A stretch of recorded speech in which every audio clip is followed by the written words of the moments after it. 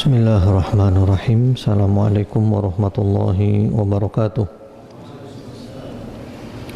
Innal hamdalillah nahmaduhu wa nasta'inuhu wa nastaghfiruh wa na'udzu billahi min shururi anfusina wa min sayyiati a'malina. Man yahdihillahu fala mudilla lahu wa man yudlil fala hadiya lahu. وأشهد أن لا إله إلا الله وحده لا شريك له وأشهد أن محمدا عبده ورسوله صلى الله عليه وعلى آله وسلم تسليما كثيرا أما بعد اللهم إنا نسألك علما نافعا ونعوذ بك من علم لا ينفع.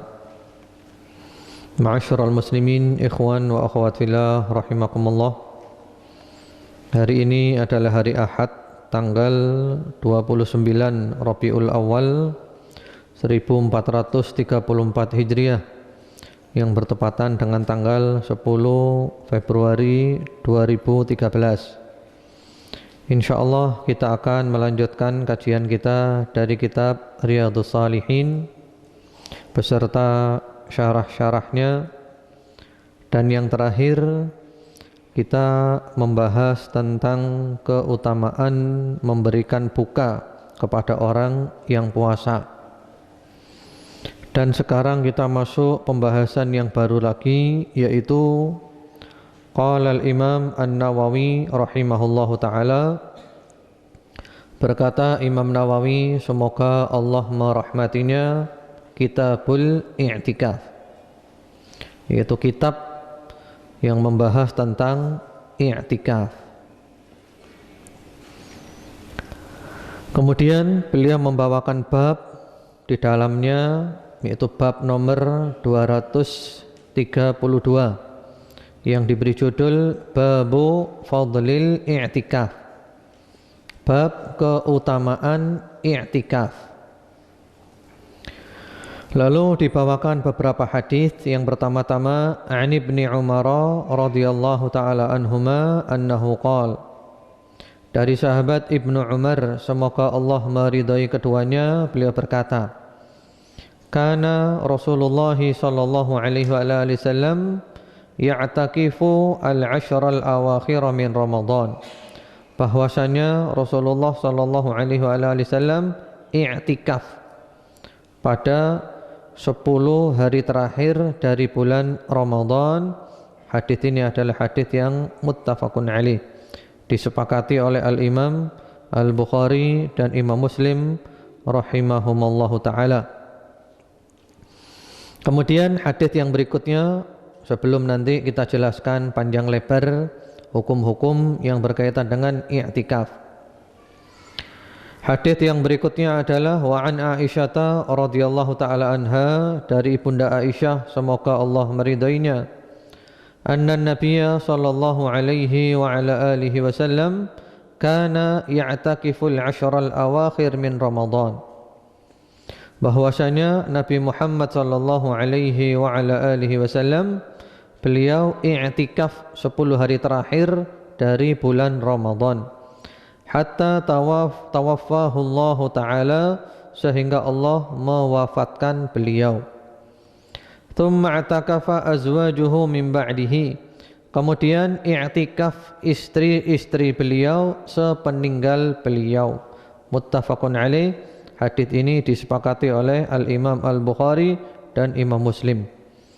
Jadi istri-istri Nabi Muhammad sallallahu alaihi wasallam i'tikaf sepeninggal Nabi Muhammad sallallahu alaihi wa ala alihi wasallam.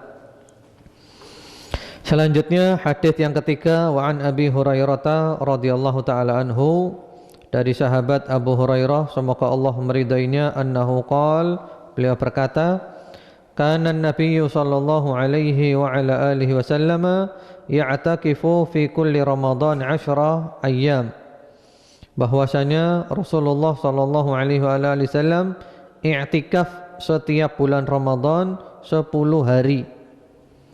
Falamma kana al-'aam alladhi qubida fihi i'takafa 20 yawman, tatkala tahun terakhir, yaitu tahun yang beliau diwafatkan pada tahun itu, ya tahun terakhir itu beliau i'tikaf 20 hari. Jadi tahun terakhir menjelang wafatnya Rasulullah sallallahu alaihi wasallam, beliau i'tikafnya 20 hari. Di sini ada beberapa hal yang perlu kita bahas tentang i'tikaf. Di antaranya adalah tentang definisi daripada i'tikaf. Para ulama mengatakan definisi i'tikaf itu adalah luzumus syai', yaitu kita menetapi sesuatu, atau al-iqamah 'ala syai', kita berada di atas sesuatu. Maksudnya adalah luzumul masjid wa aqamal ibadah fi, berada di dalam masjid dan menegakkan ibadah di dalamnya.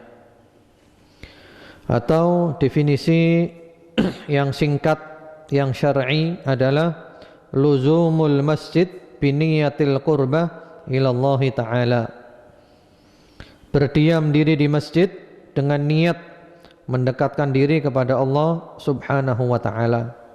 Jadi kita tinggal di dalam masjid dengan niat untuk mendekatkan diri kepada Allah subhanahu wa ta'ala.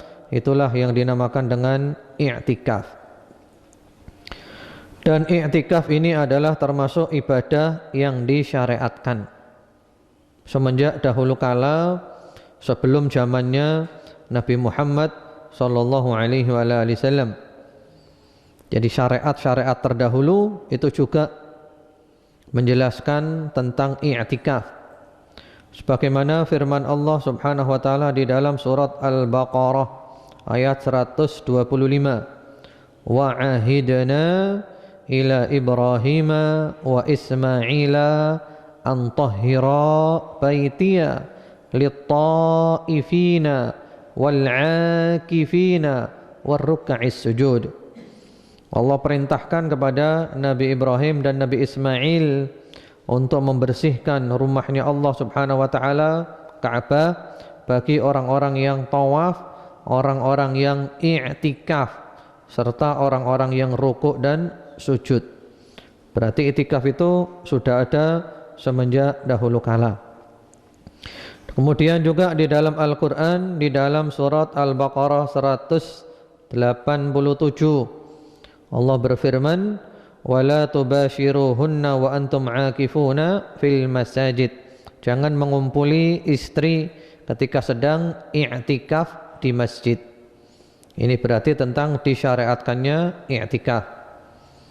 Adapun di dalam hadis Nabi Muhammad sallallahu alaihi wasallam tadi telah dijelaskan beberapa hadis tentang i'tikafnya Nabi Muhammad sallallahu alaihi wasallam dan juga i'tikafnya istri-istri Nabi Muhammad sallallahu alaihi wasallam. Di antara tujuan daripada i'tikaf ini adalah mencari malam Lailatul Qadar jika i'tikafnya dilakukan pada bulan Ramadan. Jadi kalau i'tikafnya bulan Ramadan, di antara tujuannya adalah untuk mencari Lailatul Qadar. Namun i'tikaf bukan hanya disunnahkan bulan Ramadan. Yustahabbu fi Ramadan wa ghairihi min ayyamis sanah. Disunnahkan i'tikaf ini pada bulan Ramadan dan pada bulan-bulan yang lainnya atau hari-hari yang lainnya sepanjang tahun. Karena ada riwayat Al-Imam Al-Bukhari dan Imam Muslim rahimahumallahu ta'ala bahwasanya i'takafa Rasulullah sallallahu alaihi wasallam akhir al-ashr min Syawal, bahwa Rasulullah sallallahu alaihi wasallam pernah i'tikaf 10 hari terakhir dari bulan Syawal. Jadi boleh bulan Ramadan dan juga boleh di luar Ramadan. Kemudian juga sahabat Umar radhiyallahu taala anhu pernah mengatakan kepada Rasulullah sallallahu alaihi wasallam, "Ya Rasulullah, inni kuntu nadartu fil jahiliyah an a'takifa lailatan fil Masjidil Haram."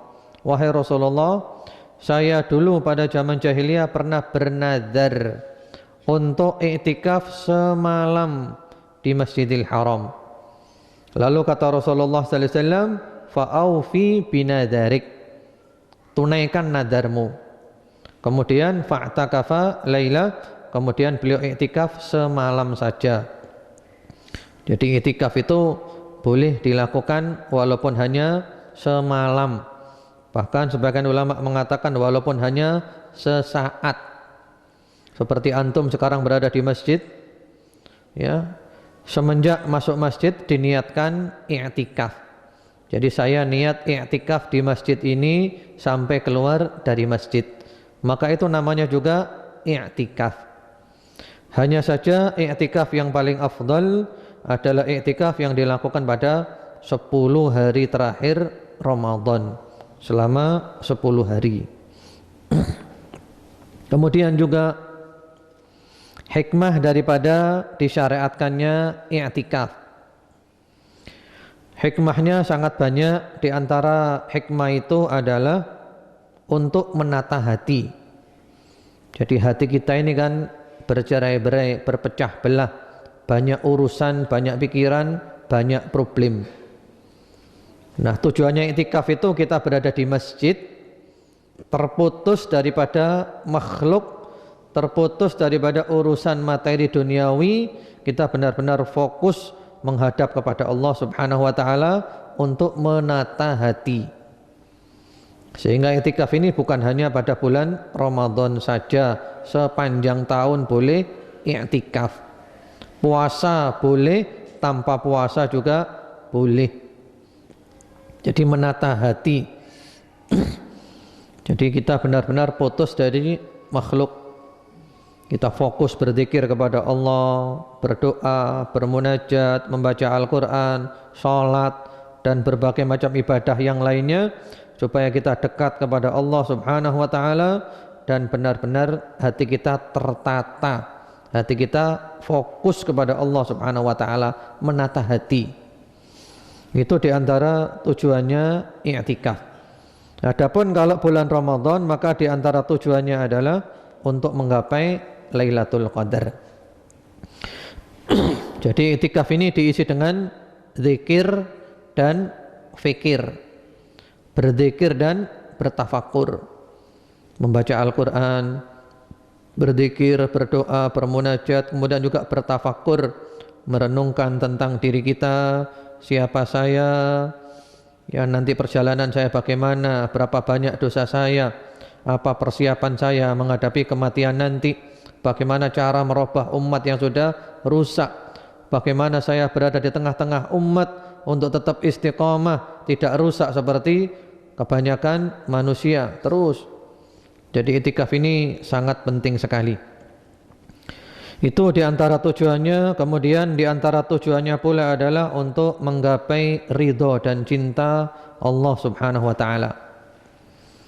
Tujuannya juga tadi telah disebutkan menata hati. Tujuannya juga adalah memperbanyak ibadah. Tujuannya juga adalah bertafakkur, merenungkan, berfikir. Tujuannya juga adalah muhasabah, introspeksi diri, mawas diri. Tujuannya juga adalah memperbaiki diri. Tujuannya juga adalah persiapan menghadapi alam kubur. Jadi i'tikaf itu kita akan sendirian. Bahkan Rasulullah SAW itu kalau i'tikaf, beliau berada di dalam sebuah kemah yang berada di dalam masjid. Jadi berarti Rasulullah benar-benar menyendiri di dalamnya. Jadi i'tikaf itu kita putus menyendiri. Tujuannya adalah persiapan menghadapi alam kubur, di kuburan kita juga sendirian. Kemudian kalau bulan Ramadan, di antara tujuannya adalah untuk menggapai malam Lailatul Qadar. Ada beberapa permasalahan tentang i'tikaf ini, di antaranya adalah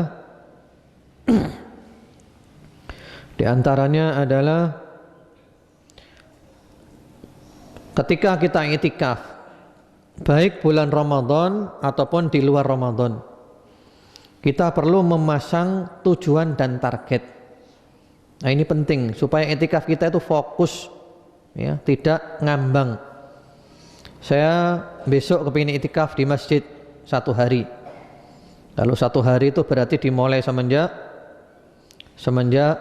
sebelum matahari terbenam dan mulai dihitung ketika matahari terbenam. Sampai kapan? Sampai besok matahari terbenam. Jadi saya niat iktikaf 1 hari. Nah, ketika kita niat iktikaf ini, kita tentukan tujuan saya apa, target saya apa. Nah, tujuan dan target tadi telah disebutkan. Supaya benar-benar kita keluar dari tempat iktikaf, target dan tujuan kita itu tercapai. Misalnya saya niat iktikaf selama 2 hari. Saya niat iktikaf selama semalam. Kalau iktikaf semalam itu ya berarti dimulai semenjak matahari terbenam ya. Jadi masuk sebelum maghrib, dihitungnya mulai maghrib sampai subuh. Sampai terbitnya fajar semalam. Atau saya niat iktikaf mulai dohor sampai asar. Berarti kita di dalam masjid mulai dohor sampai asar. Tujuannya apa? Kita fokuskan. Atau saya niat iktikaf di dalam masjid mulai maghrib sampai isya dan seterusnya. Jadi target dan tujuan ini perlu untuk kita tentukan. Kemudian juga kalau kita termasuk yang dimudahkan oleh Allah i'tikaf secara umum atau secara khusus i'tikaf pada 10 hari terakhir Ramadan. Ini merupakan nikmat dari Allah yang perlu kita syukuri. Berapa banyak orang yang oleh Allah dijadikan sulit i'tikaf, sementara kita kok merasa dimudahkan oleh Allah i'tikaf di masjid selama 10 hari. Kita perlu bersyukur kepada Allah Subhanahu wa ta'ala. Kita berada di salah satu rumah di antara rumah-rumah Allah Subhanahu wa ta'ala, berada di tempat yang terbaik yang ada di muka bumi pada malam-malam terbaik, hari-hari terbaik. Jadi kita perlu bersyukur kepada Allah Subhanahu wa ta'ala. Kemudian kalau orang sudah masuk di dalam tempat iktikafnya, katakanlah niatnya 10 hari atau niatnya berapa saja terserah dia, yang penting niatnya adalah ibadah, mendekatkan diri kepada Allah, maka semua yang dia lakukan selama iktikaf itu nilainya adalah ibadah. Tidurnya dia adalah ibadah, bangunnya ibadah, makannya ibadah, minumnya ibadah. Semua yang dia lakukan aktivitasnya adalah bernilai ibadah. Mulai dari niat pertama iktikaf sampai keluar daripada tempat iktikaf. Kemudian juga di antara yang perlu diperhatikan selama kita iktikaf, baik iktikaf pada bulan Ramadan atau di luar Ramadan. Karena itu perlu juga kita mengadakan iktikaf di luar Ramadan. Untuk apa? Untuk menata hati tadi itu. Ya, kita perlu fokus kepada Allah Subhanahu wa taala. Nah, di antara hal-hal yang biasanya mempengaruhi iktikaf yaitu dengan adanya alat-alat komunikasi. Nah, ini yang bisa mengganggu iktikaf. Alat komunikasi. Bukan hanya alat komunikasi, tapi juga sarana-sarana informasi dan alat-alat permainan atau game. Ini sering ganggu. Karena masing-masing kita insya Allah semuanya kan punya HP. Semuanya punya HP atau BlackBerry atau iPhone atau yang lainnya. Yang mana di dalam HP itu atau sejenisnya biasanya di sana itu ada di samping komunikasi ya, SMS-an atau juga Facebookan atau Twitteran atau BBM-an atau WhatsApp dan yang lain-lainnya, atau bahkan ada isi gamenya. Jadi ketika iktikaf ceritanya hanya SMS-an, iktikaf ceritanya Facebookan, iktikaf ceritanya BBM-an, iktikaf ceritanya main game. Ya, di dalam masjid lagi main game, sehingga tujuan daripada iktikaf itu tidak tercapai. Sehingga alangkah baiknya kalau alat-alat tersebut disimpan dulu selama iktikaf, karena ganggu nanti. Ya, kita sudah konsentrasi dapat SMS, terganggu, pecah konsentrasinya. Kita baru fokus konsentrasi, dapat ya BBM, maka pecahlah konsentrasi. Jadi disimpan dulu alatnya disimpan dulu. Kalau kita tidak berhenti pada waktu itikaf, kapan lagi kita bisa berhenti? Apa nunggu mati dulu baru berhenti dari BBM-an? Jadi ketika itikaf ini kesempatan berhenti sesaat untuk menata hati, menghadap kepada Allah Subhanahu wa taala. Karena orang yang sudah kecanduan itu waktunya benar-benar habis hanya untuk main-main saja. Facebook, Twitter, BBM dan yang lainnya. Sehingga banyak rumah tangga rusak hanya gara-gara itu, benda-benda itu, rumah tangga rusak. Istrinya atau suaminya diabaikan karena sibuk BBM-an saja. Jadi yang dekat menjadi jauh, yang jauh menjadi dekat. Gala-gala perangkat yang dimiliki oleh masing-masing. Kemudian di antara faedah daripada itikaf ini pula, kita akan berada di dalam masjid, sehingga kita selalu bisa sholat berjamaah 5 waktu, fokus membaca Al-Quran, sehingga waktu-waktu yang mustajab kita berada di tempat yang terbaik, termasuk antara adzan dan iqamat, sepertiga malam terakhir kita banyak istighfar, dan ini adalah kesempatan mengobati hati-hati yang terluka, hati-hati yang rusak. Kemudian juga di antara yang perlu diperhatikan ketika iktikaf, terutama pada 10 hari terakhir Ramadan. Sering biasanya peserta iktikaf itu memberitahu kepada temannya, sepertinya tadi malam itu Lailatul Qadar ya. Atau bahkan menyebarkan berita Lailatul Qadar terjadi pada malam sekian, padahal Lailatul Qadar itu kita tidak ada yang tahu. Memang ada fenomena-fenomena alam, terjadi perubahan cuaca, cuacanya bagus, tidak panas, tidak dingin, bagus sekali.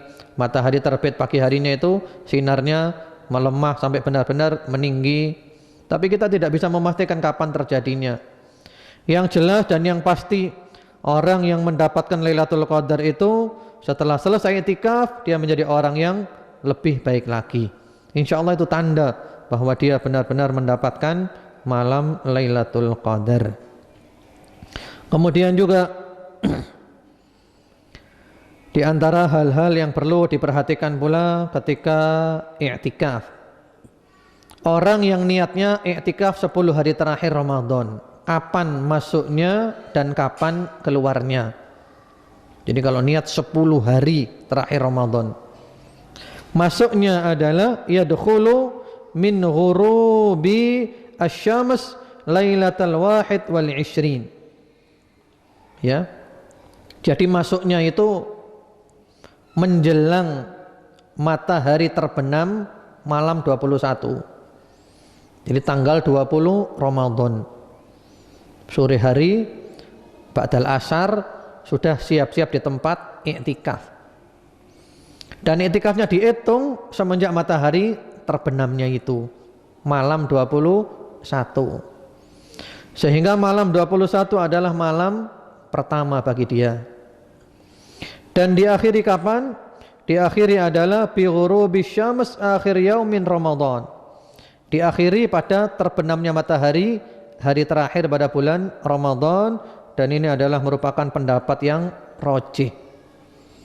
Jadi keluarnya itu pada malam Idul Fitri setelah matahari terbenam. Ini pendapat yang rajih. Memang juga ada pendapat yang mengatakan hari terakhir semenjak selesai sholat subuh sudah boleh keluar. Karena Lailatul Qadar sudah nggak mungkin ada lagi karena malamnya sudah selesai. Tapi ini dipertentangkan. Ada perbedaan pendapat. Yang pasti adalah matahari terbenam hari terakhir Ramadan, yaitu pada malam Idul Fitri, malam takbiran. Jadi kita benar-benar i'tikaf 10 hari terakhir pada bulan Ramadan. Kemudian rukun i'tikaf. Rukun i'tikaf itu yang prinsip i'tikaf nggak mungkin terjadi tanpa ada rukun ini. Rukunnya ada 4. Rukun yang pertama adalah mu'takif, orang yang i'tikaf. Orang yang i'tikaf yaitu orangnya adalah orang yang muslim, berakal dan sudah mengerti, sudah faham. Walaupun belum baligh tidak apa-apa, yang penting sudah mumayyiz, sudah faham, sudah mengerti.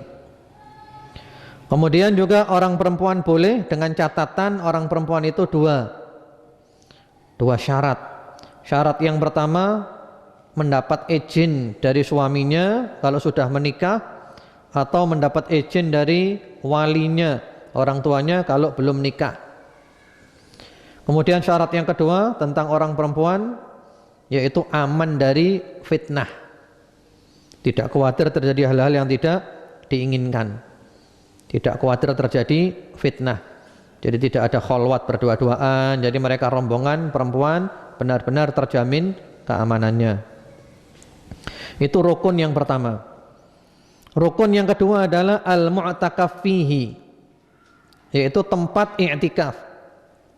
Tempat i'tikafnya di sini adalah masjid. Dan pendapat yang rajih bahwa semua masjid boleh dijadikan tempat i'tikaf. Dan yang afdal adalah 3 masjid. Masjidil Haram di Mekah, Masjid Nabawi di Madinah, dan Masjidil Aqsa di Palestina. Itu yang paling afdal. Kemudian di luar itu semua masjid boleh, hanya saja kalau orang laki dianjurkan masjid itu adalah masjid yang di samping ada sholat 5 waktu juga ada sholat Jumat, sehingga dia tidak perlu keluar ke masjid lain untuk Jumatan. Adapun orang perempuan, karena dia tidak wajib sholat Jumat dan tidak wajib sholat berjamaah, maka orang perempuan boleh i'tikaf di masjid mana saja, masjid. Walaupun masjid itu masjid yang sudah tidak dipakai lagi, walaupun masjid itu enggak ada sholat jamaah, tidak apa-apa. Yang penting masjid, bukan musola di dalam rumahnya, masjid ya. Karena ada kan masjid-masjid yang sudah tidak terpakai lagi. Jadi walaupun istilah kita namanya adalah langgar, itu tidak apa-apa, itu kan istilah langgar, musola itu istilah kita. Yang penting itu adalah tempat diwakafkan untuk sholat 5 waktu, namanya adalah masjid. Jadi kalau orang perempuan walaupun masjid yang enggak terpakai lagi, tidak apa-apa, karena dia tidak wajib sholat berjamaah. Itu tentang tempat iktikafnya, rukun yang kedua. Kemudian yang penting pula kita perhatikan tentang masjid ini adalah kita pilih masjid-masjid yang bisa menjaga kekhusyuan kita, yang benar-benar kita bisa khusyuk di masjid itu, fokus ibadah. Karena ikhwan wa akhwat fillah rahimakumullah, walaupun Masjidil Haram di Mekah itu adalah paling afdal nomor 1, tapi untuk saat ini untuk khusyuk di sana itu agak sulit. Karena kalau sudah 10 hari terakhir Ramadan, Masjidil Haram itu penuh, luar biasa, penuh, nggak ada tempat. Bahkan kita, kalau kita punya nomor HP Arab Saudi, itu selalu dapat kiriman SMS dari pemerintah yang menerangkan bahwasanya tolong diharapkan jangan ke Masjidil Haram, karena Masjidil Haram sudah penuh. Demi keselamatan, tolong sholat di masjid yang terdekat saja. Ya, jadi penuh. Sehingga kalau kita sudah pernah merasakan, rasanya untuk khusyuk itu sulit. Jadi di sini maka kita cari masjid-masjid yang bisa benar-benar menjaga kekhusyuan kita. Tujuannya kan khusyuk, hati kita benar-benar hadir. Kemudian rukun yang ketiga adalah an-niyah, niat. Jadi semenjak awal sudah niat, saya niat i'tikaf. Dan kita terangkan, saya niat i'tikaf 10 hari terakhir Ramadan. Atau kalau sekarang ini misalnya, saya niat i'tikaf semenjak saya masuk masjid sekarang ini sampai saya keluar dari masjid. Ini niat ini penting. Ini kadang kita lupakan kan. Padahal selama kita berada di masjid ini, kita bisa mendapat pahala banyak. Di antaranya adalah mendapat pahala i'tikaf. Kalau tadi kita niat, innamal a'malu binniyat wa innamal likulli imri'in ma nawa. Amal itu dengan niat dan masing-masing orang mendapatkan dari apa yang dia niatkan. Jadi niat dari awal tadi masuk, dan niat tempatnya berada di dalam hati. Jadi kita niat, saya niat i'tikaf selama berada di dalam masjid ini sampai nanti keluar. Ya, sehingga antum duduk ngaji ini dapat pahala banyak, pahala ngaji, menuntut ilmu, juga pahalanya i'tikaf. Jadi niat ini penting. Kemudian rukun yang keempat adalah al-mukthu fil masjid, yaitu tinggal berada di dalam masjid. Ya, harus di dalamnya masjid. Bagaimana keluar dari masjid? Keluar dari masjid ketika i'tikaf itu ada 3 macam. Keluar dari masjid ketika i'tikaf ada 3 macam. Pertama-tama keluar yang benar-benar bertentangan dengan tujuannya i'tikaf. Jadi keluar yang menafikan i'tikaf. Seperti apa? Misalnya orang niat i'tikaf 10 hari Ramadan di masjid.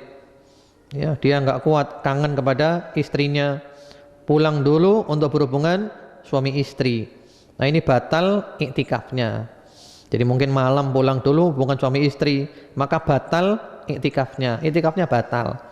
Walaupun dia tidak dosa, karena i'tikaf ini kan sunnah, dia bukan nadar, bukan apa, sunnah. Tapi i'tikafnya batal. Atau misalnya dia niat 10 hari terakhir Ramadan i'tikaf, ternyata di tengah-tengah i'tikaf dia pergi ke pasar jual beli, maka i'tikafnya terputus, batal. Niatnya 10 harinya itu batal. Jadi pokoknya hal-hal yang bisa menafikan tujuan daripada i'tikaf. Kemudian keluar yang kedua adalah keluar untuk perkara-perkara yang memang diperlukan, dan kita tidak bisa melakukannya kecuali dengan keluar. Misalnya keluar untuk makan, keluar untuk minum. Apalagi ketika tidak disediakan makan dan minum, kita terpaksa pergi ke warung dulu, beli makan, beli minum, tidak apa-apa.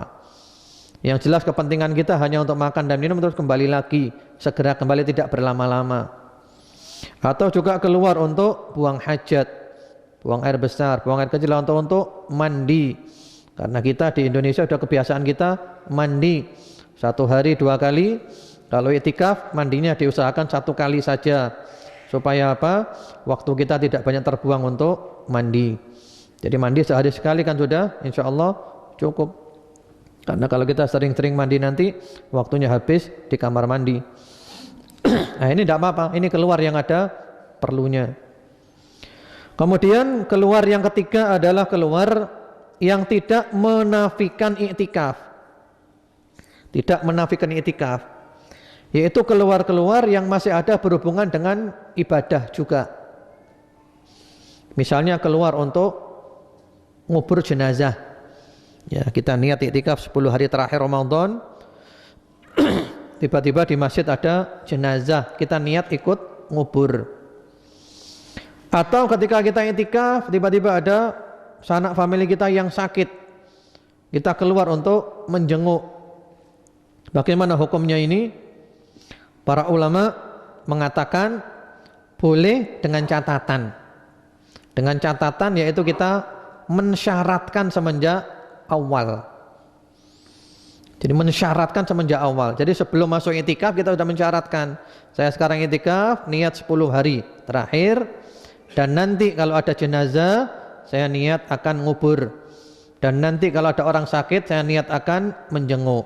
Jadi kita syaratkan dari awal, tidak apa-apa. Kalau tidak disyaratkan dari awal, tidak boleh. Jadi kita tidak mensyaratkan begitu, tiba-tiba ada jenazah kita mau ngubur, nggak boleh. Tiba-tiba ada orang sakit kita menjenguk, tidak boleh. Tapi kalau sudah mensyaratkan dari awal, tidak apa-apa. Jadi mensyaratkan dari awal. Dan lebih hati-hati lagi, setelah kita datang ke masjid kembali, maka kita perbaharui niat kita lagi. Itu lebih hati-hati. Karena sebagian ulama mengatakan sudah terputus i'tikafnya. Jadi untuk lebih hati-hati kita niat lagi, saya i'tikaf lagi sekarang. Itu lebih hati-hati. Itu keluar dari masjid. Ada 3 macam ketika dalam keadaan i'tikaf. Kemudian juga para ulama mengatakan termasuk keluar yang tidak apa-apa adalah keluar untuk membangunkan istri atau membangunkan suami, dengan catatan rumahnya dekat masjid. Jadi khawatir ya. Jadi misalnya seorang suami itikaf, istrinya di rumah. Biasanya istrinya itu ngirimi makan sahur. Ini kok enggak ngirim-ngirimi. Maka dia terpaksa keluar, ternyata istrinya tidur, dibangunkan. Ya enggak apa-apa. Jadi pulang ke rumah untuk membangunkan suami atau istri tidak apa-apa selama dalam keadaan i'tikaf. Bahkan ini termasuk kebaikan, membangunkan orang untuk supaya bangun malam, supaya tahajud, supaya sahur, supaya salat subuh ke masjid, supaya enggak kesiangan. Ini termasuk at-ta'awun 'alal birri wat taqwa, tolong menolong dalam kebaikan dan takwa. Kemudian juga Syekh bin Jibrin rahimahullahu taala berfatwa boleh keluar pulang ke rumahnya untuk mandi dengan catatan rumahnya dekat dengan masjid. Jadi mungkin di masjid ini kan kalau mau mandi antri. Ya, kalau mau mandi antri. Jadi dia kalau mau mandi pulang dulu mandi. Tapi di rumah tidak berlama-lama, benar-benar fokus di rumah hanya untuk mandi saja. Mandi di rumah, selesai mandi balik ke masjid lagi, tidak apa-apa. Ya karena ada kalanya di masjid itu antri. Kemudian juga bagaimana kalau orang yang itikaf itu karena niatnya 10 hari, sementara dia pakaiannya tidak cukup, terutama adalah pakaian-pakaian dalam, terpaksa dia mencuci, boleh apa tidak? Para ulama menfatwakan boleh, atau dia bawa pakaiannya ke laundry dulu, ya tidak apa-apa, atau mencuci dulu. Namun kalau bisa diusahakan selama i'tikaf membawa pakaian yang cukup, sehingga kita tidak tersibukkan oleh cuci mencuci. Apalagi juga untuk demi menjaga kebersihannya masjid, karena kalau tidak nanti banyak jemuran-jemuran, sehingga masjid tampak kurang bersih. Namun hukumnya boleh. Jadi keluar dari masjid untuk mencuci pakaian atau membawanya ke laundry boleh. Bagaimana kalau niat i'tikafnya 10 hari tapi pindah-pindah masjid? Di masjid ini 5 hari, pindah ke masjid lain 5 hari. Maka ini i'tikafnya 10 hari batal. Jadi yang dimaksud 10 hari itu di satu masjid, mulai dari masuk sampai keluar benar-benar di satu masjid. Jadi itu hal-hal yang berkaitan dengan i'tikaf.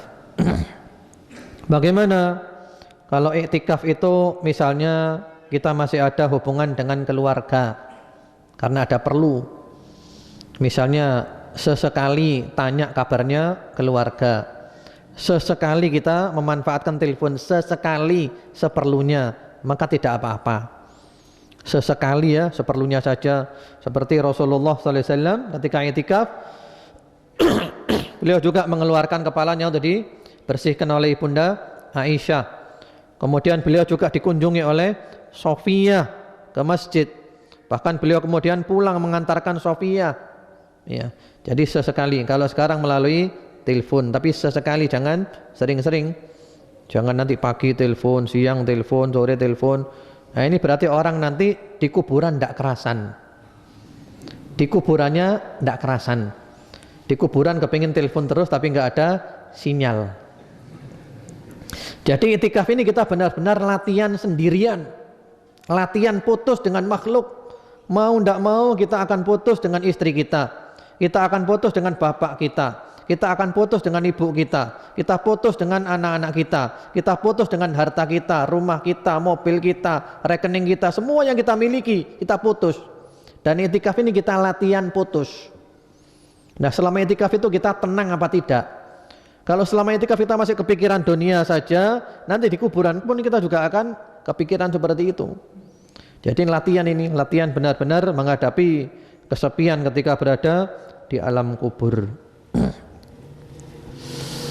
Itu hal-hal yang berkaitan dengan i'tikaf.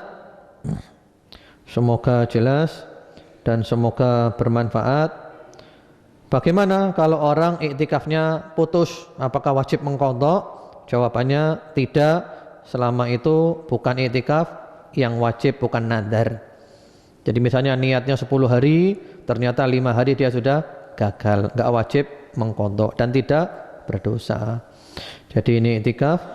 Karena itu ikhwan wa akhwat fillah rahimakumullah, rasanya kalau iktikaf cuman Ramadan saja 10 hari terakhir itu seperti kurang. Sehingga kadang kita perlu mengadakan iktikaf lagi. Mengadakan iktikaf karena kalau ada temannya itu kan enak kan. Misalnya berapa 20 orang kita nginep di masjid selama 1 hari atau 2 hari atau 3 hari atau berapa hari terserah. Bagaimana, apakah boleh iktikaf mengadakan pengajian? Memang hukum asalnya iktikaf itu bukan mengadakan pengajian-pengajian, bukan mengadakan kajian-kajian ilmiah. Hukum asalnya iktikaf itu benar-benar kita fokus dengan Allah saja, putus dengan makhluk. Namun demikian, kalau seandainya iktikaf itu tidak ada kajian-kajiannya, rasanya kita ini terasa malas. Ya, biasanya kita malas, tidak semangat. Tapi dengan adanya kajian kita termotivasi lagi, semangat lagi. Ya, itulah hal-hal yang berkaitan dengan iktikaf. Semoga bermanfaat dan kita masih ada sisa waktu untuk tanya jawab.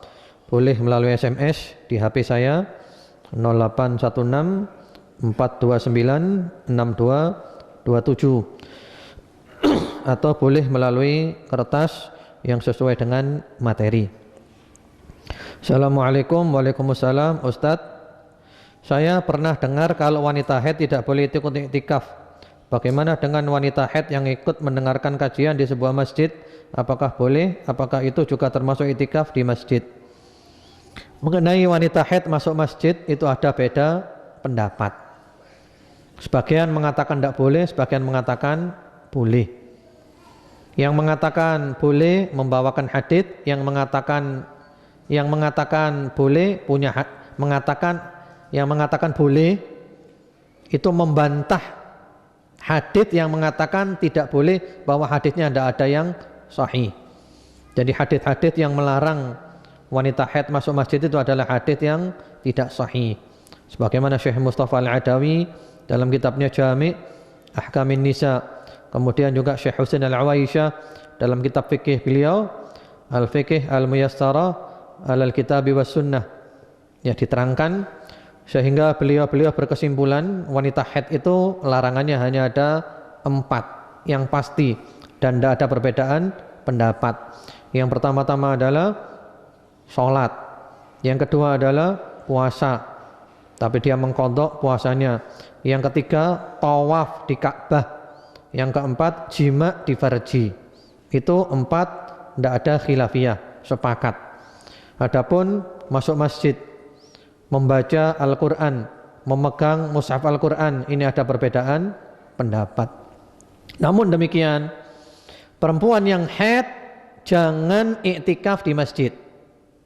Walaupun pendapat yang mengatakan boleh, walaupun ada pendapat yang mengatakan boleh, tapi sebaiknya dibuat peraturan perempuan haid jangan iktikaf di masjid. Perempuan haid tidak boleh iktikaf di masjid. Kenapa? Karena prakteknya nanti mengganggu. Prakteknya nanti mengganggu. Bagaimana mengganggunya? Ketika orang sholat dia tidak sholat, dia malah tiduran. Atau bahkan kalau ada beberapa orang yang sedang haid, ketika orang sholat mereka malah ngobrol. Atau ketika orang puasa mereka makan karena mereka tidak puasa, jadi ganggu. Jadi prakteknya nanti kalau ada orang haid iktikaf itu ganggu nanti prakteknya. Jadi lebih baik ada peraturan perempuan haid jangan iktikaf. Walaupun pendapat yang mengatakan boleh masuk masjid.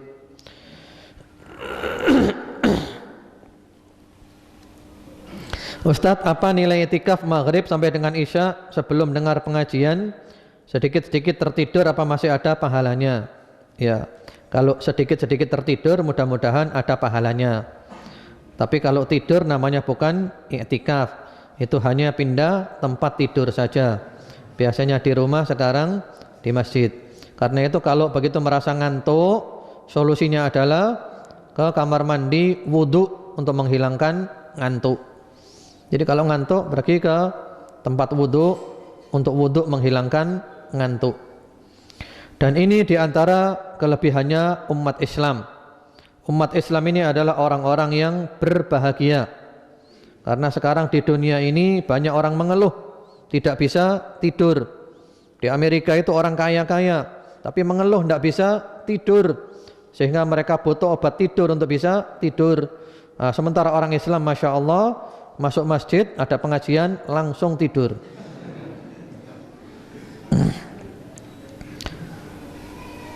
Ya Ustadz, apakah jika istri beribadah di rumah saja tidak ke masjid, apakah ia bisa berniat iktikaf di tempat sholatnya di rumah? Jazakallah khair wa iyyakum.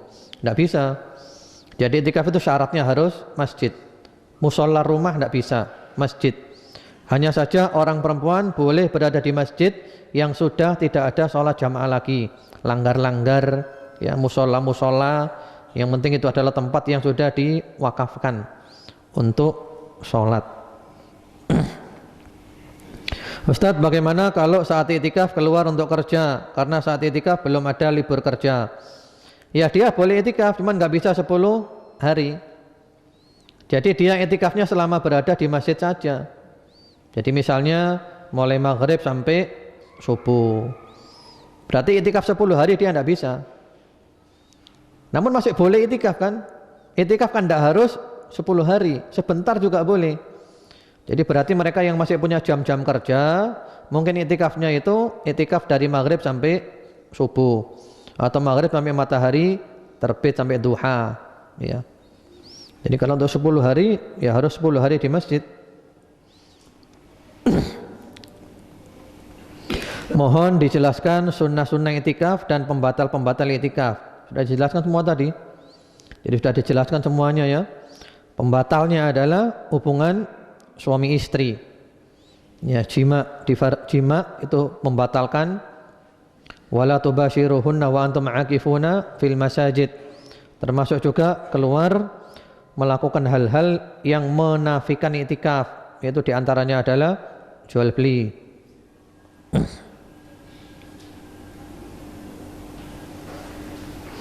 Ada beberapa pertanyaan yang sama tentang orang iktikaf keluar untuk kerja, dan tadi telah dijawab.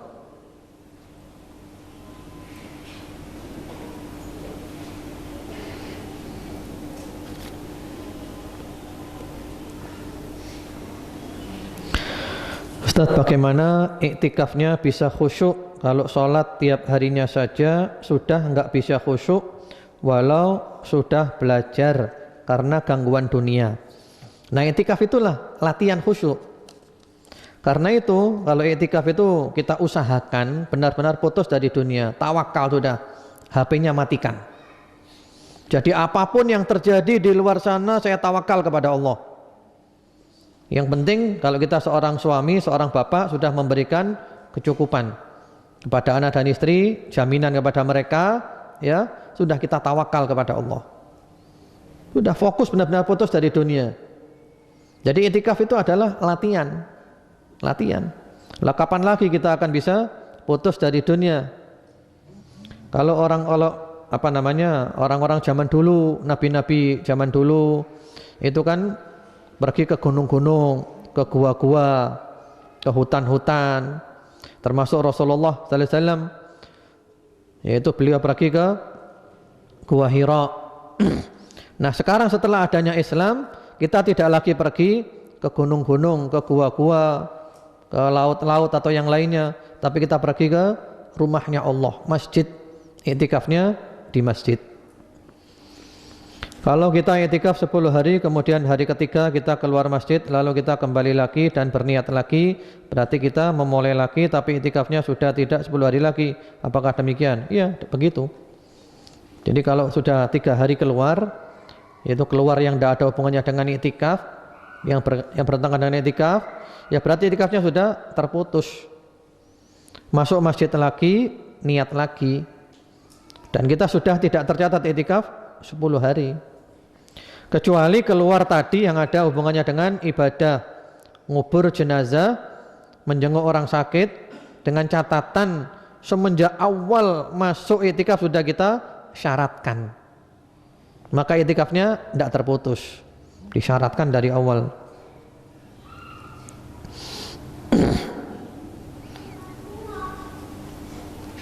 Dalam syarah Riyadhus Shalihin ada penjelasan saat Rasulullah selesai iktikaf 20 hari telah diberitahu bahwa ajal beliau sudah dekat, berarti beliau diberitahu bahwa ajalnya sudah dekat. Iya. Rasulullah diberitahu. Di antaranya adalah surat apa namanya? Idza jaa nasrullahi wal fath wa ra'aitan nasa yadkhuluna fi dinillahi afwaja fasabbih bihamdi rabbika wastaghfir innahu kana tawwaba. Surat ini adalah surat pengumuman bahwa ajalnya Rasulullah sudah datang.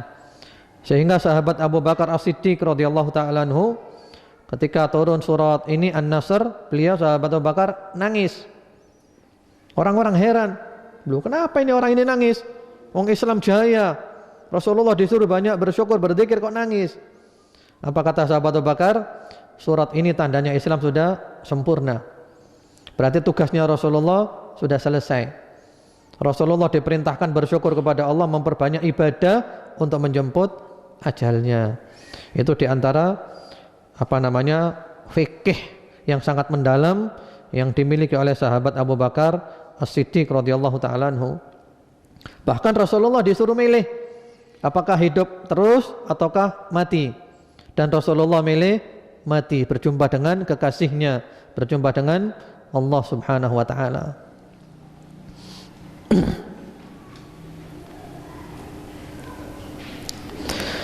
Pak Ustadz, batasan dekat dengan masjid seberapa sehingga waktu iktikaf boleh pulang mandi sebentar?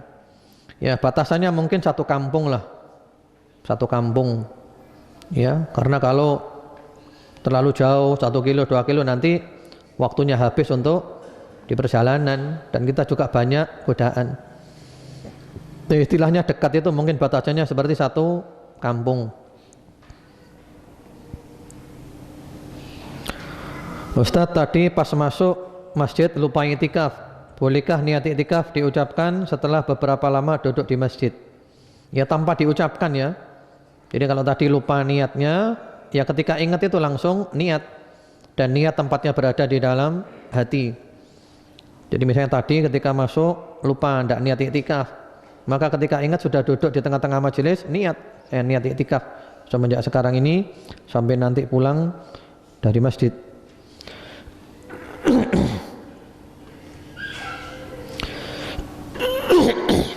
Sholat tahajud di teras masjid dari jam 3 pagi sampai jam 4 pagi karena masjid masih tertutup, apa juga bisa disebut iktikaf?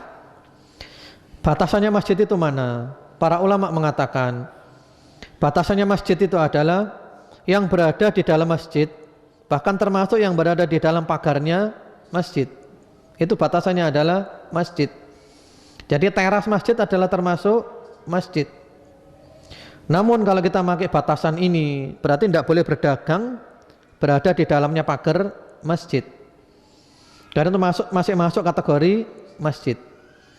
Jadi terasnya masjid adalah termasuk masjid.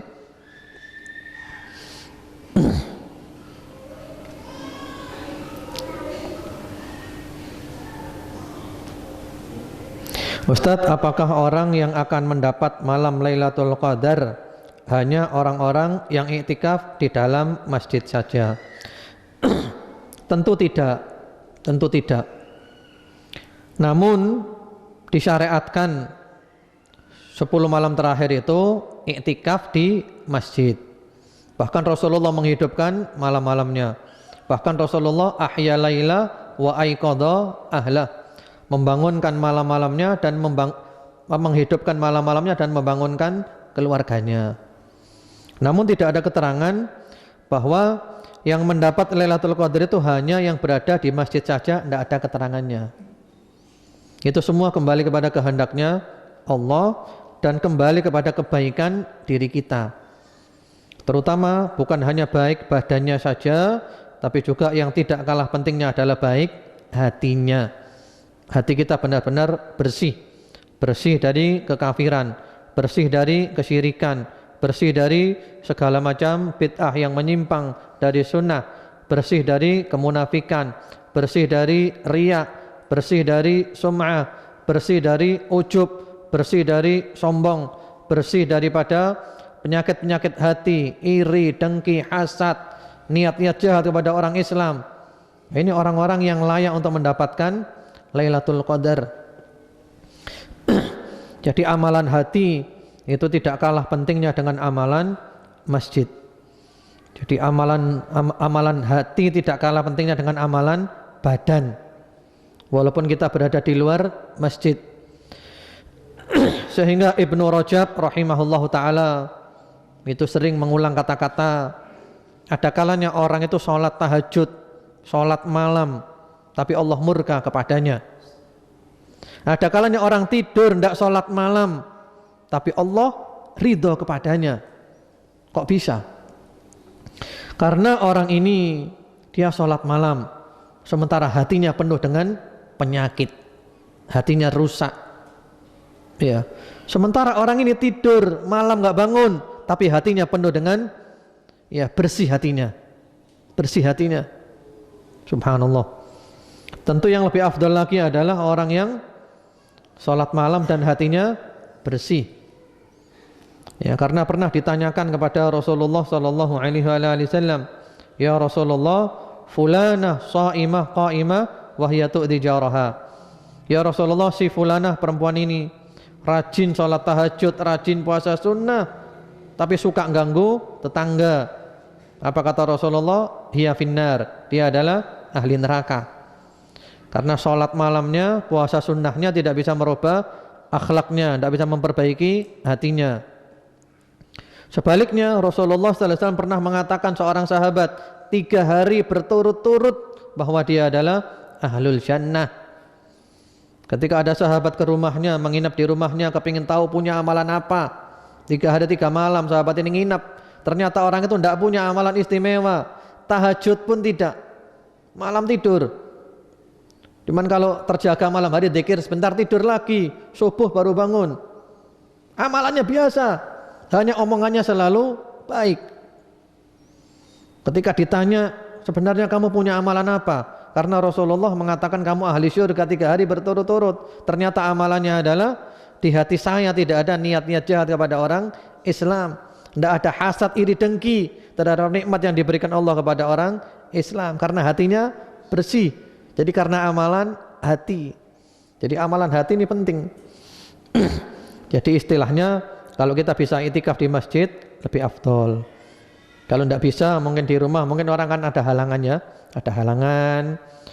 Kalau kita tidak ada halangan, ke masjid afdol itikaf. Memang tidurnya kurang, jam tidurnya dirubah.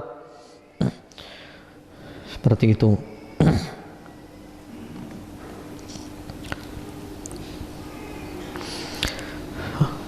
Ustadz, bagaimana kalau sholat mencicipi makanan? Wuduknya batal apa tidak? Sholat mencicipi makanan, puasa mungkin maksudnya.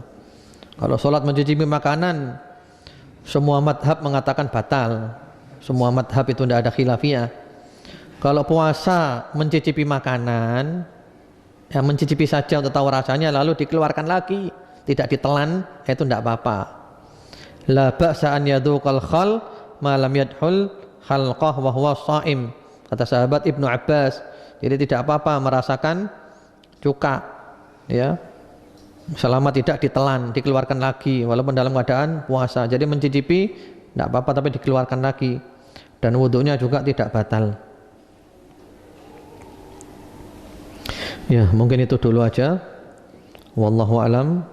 Bagi yang belum terjawab mohon dimaafkan karena di luar materi, banyak SMS tadi yang masuk.